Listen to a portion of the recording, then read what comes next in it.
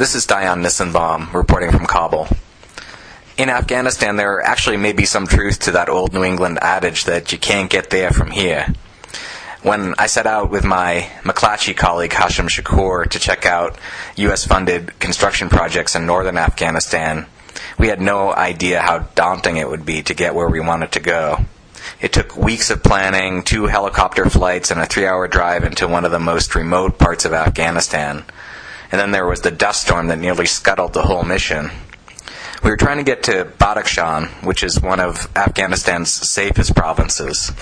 But there are no commercial flights to the province. The only options for getting there are periodic flights with the UN or USAID. So it took days of negotiating with both of them to secure a couple of seats on one of the UN's Russian-made helicopters heading to Badakhshan. But we had to go through Kunduz province, which is a little more dangerous.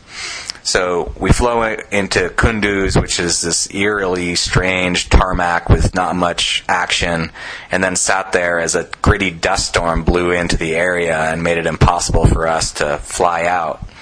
The helicopter pilots reluctantly set off for Badakhshan that day, but they quickly turned around because it was just impossible for them to see. Fortunately, the weather cleared the next morning and we were able to get to Faizabad, which is Badakhshan's provincial capital. But that was just the beginning.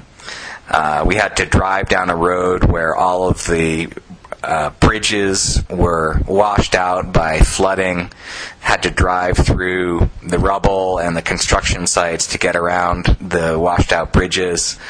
And then about an hour outside of Faizabad on that road, we left to go wind our way up a much more bumpy dirt road through ridges dotted with pistachio trees and remote homes. And then the road turned into a rocky riverbed that was, quote-unquote, the road to this remote district, Shari Bazark, where we were trying to check out the construction project near the Tajikistan border.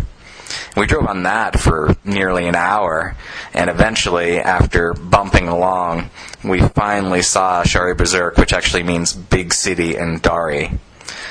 This is Dion Nissenbaum reporting from Kabul.